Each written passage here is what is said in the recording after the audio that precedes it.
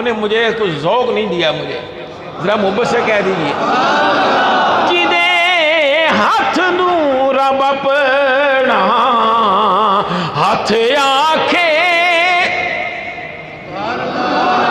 جدے ہاتھ نو رب اپنا ہاتھ آکھے، ہووے کافر جیڑا مکھ آکھے۔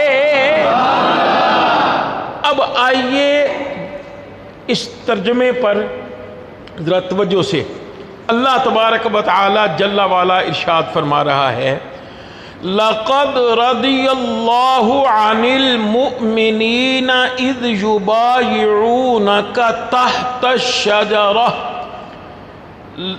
تحقیق بے شک اللہ راضی ہوا مومنوں سے جب وہ بیعت کر رہے تھے پیڑ کے نیچے آپ کی۔ ان میں کون کون تھے؟ سیدنا صدیق اکبر رضی اللہ تعالی عنہ کو بھی۔ اب اللہ کے فرمان کے مطابق اللہ تعالی سیدنا صدیق اکبر رضی اللہ عنہ سے راضی ہوا کہ نہیں راضی ہوا؟ ہے بات دوسری طرف نہ چلی جائے، اجازت ہو تو کر دوں۔ سیدنا صدیق اکبر رضی اللہ تعالی عنہ نے نبی کریم علیہ السلام کے فرمان کے مطابق گھر کا سارا مال سرکار کی بارگاہ میں پیش کر دیا۔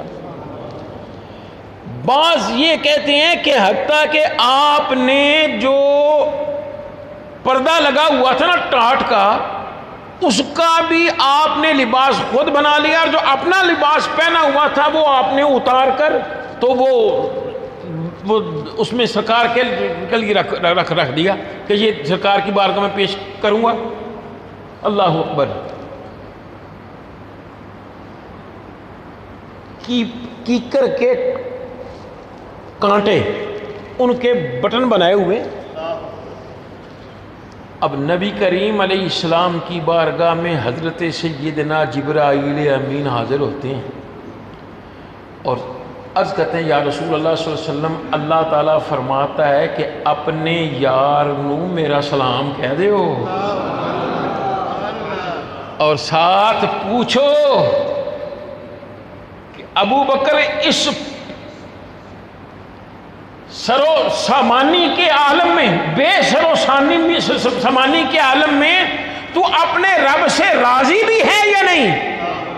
تو آپ کیا روتے ہوئے انا عن رب راد، انا عن رب راد، انا عن رب راد، کہ میں اپنے رب سے راضی، میں رب سے راضی، میں اپنے رب سے بہت ہی راضی۔ تو یہ تو راضی ہیں، اللہ بھی راضی ہے، اللہ بھی راضی ہے۔ اللہ اکبر۔ تو پھر حضرت سیدنا عمر ابن خطاب رضی اللہ تعالی عنہ سے بھی اللہ راضی ہے کہ نہیں؟ کیونکہ قرآن کہہ رہا ہے۔ حضرت سیدنا عثمان غنی ذو النورین رضی اللہ تعالیٰ کو سرکار نے خود اپنا ہاتھ پکڑ کر فرمایا تھا کہ یہ ہاتھ میرے عثمان کا اور یہ میرا ہاتھ ہے۔ تو انہوں نے بیعت لی، اللہ نے کیا فرمایا؟ لَقَدْ رَضِيَ اللَّهُ عَنِ الْمُؤْمِنِينَ إِذْ يُبَايِعُونَكَ تَحْتَ الشَّجَرَةِ۔ محبوب پیارے، جو تیرے ہاتھ پہ بیعت کر رہے ہیں نا، میں اللہ ان سے راضی ہوں۔ سیدنا علی مرتضیٰ شیر خدا رضی اللہ تعالیٰ عنہ سے اللہ راضی، حضرت سیدنا مقداد رضی اللہ تعالیٰ عنہ سے اللہ راضی۔ اور جب اللہ راضی ہے تو جڑا تیجے پھر نہیں ابو بکر جو تو فلاں تھا تو اس کی بات نہیں ماننی۔ یہی مانا ہے کہ یہ سارے صحابہ میرے اللہ سے پیار کرنے والے اور میرا اللہ ان سے پیار کرنے والا اور ان سے راضی ہے۔ اللہ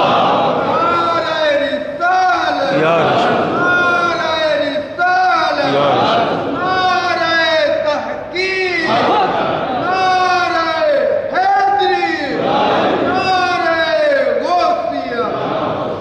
ایک بات میں تھوڑی سی وہ چھوڑ گیا ہوں، ہے تو بہت ساری، لیکن جو میں تیاری کر کے ہوں ذرا توجہ فرمائیے کہ جب حضرت سیدنا عثمان ابن عفان رضی اللہ تعالی عنہ نے اپنی اہلیہ کے ساتھ حبشہ کی طرف ہجرت کی نا، اللہ اکبر، تو پھر نبی کریم علیہ السلام نے ارشاد فرمایا کہ حضرت ابراہیم علیہ السلام اور حضرت سیدنا لوط علیہ السلام کے بعد پہلا جوڑا ہے جنہوں اللہ کی راستے میں ہجرت کی ہے، اللہ اکبر۔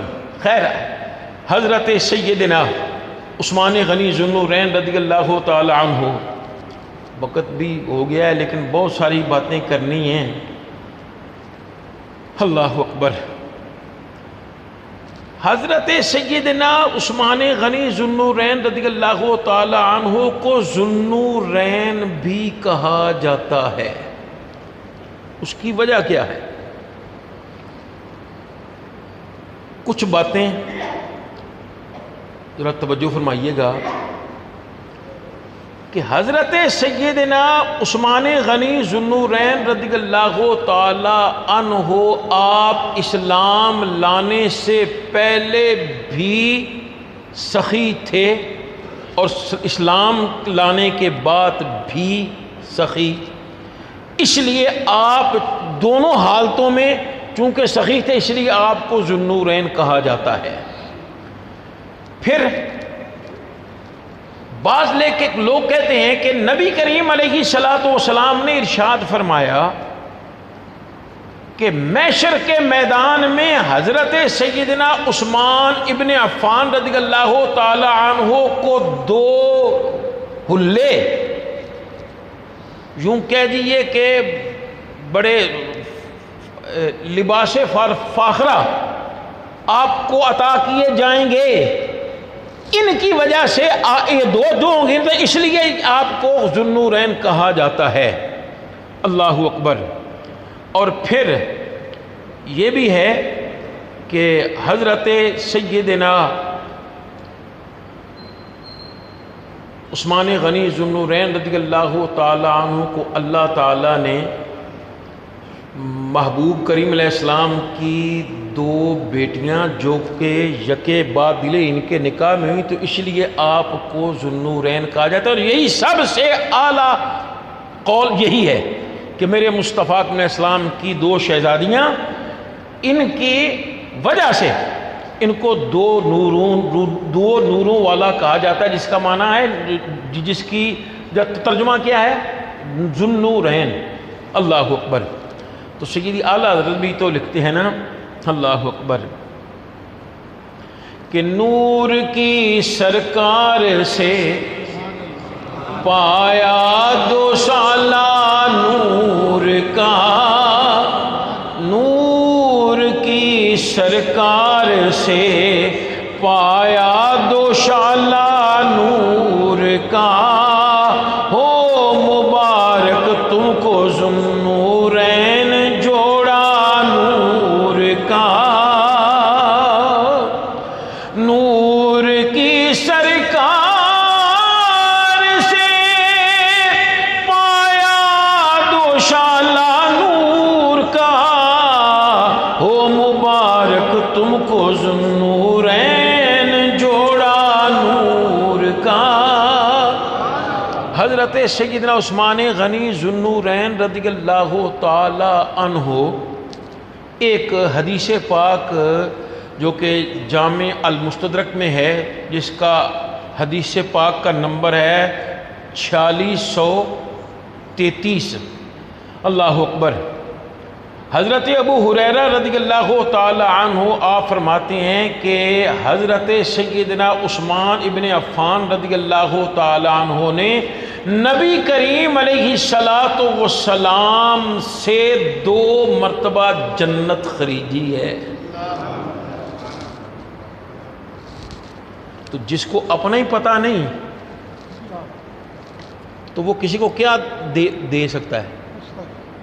اس کا مطلب یہ ہوا کہ ان لوگوں کی باتوں میں نہیں آنا، تو کہ نہیں نبی توبہ توبہ معاذ اللہ ثم معاذ اللہ، میرے آقا صلی اللہ علیہ وسلم وہ ہیں جو کائنات میں جنتیں بانٹتے گئے ہیں۔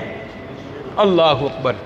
اور بلکہ ہمارے فیصل آباد کی ایک شان تھی، اللہ اکبر، وہ بہت پیارے لکھتے ہیں، ہاں اللہ کرے مجھے یاد آ جائے۔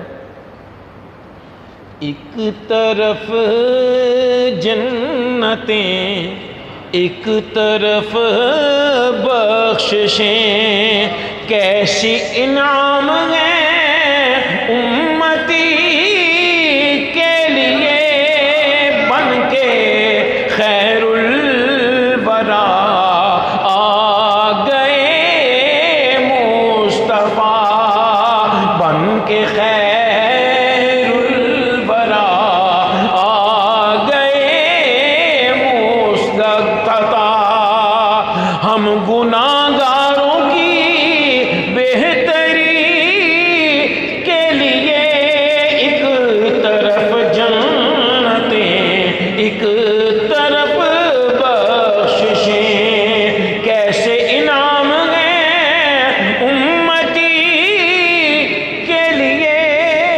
اور میرے مصطفیٰ کے ابن اسلام تے جنتیں بانٹتے ہیں۔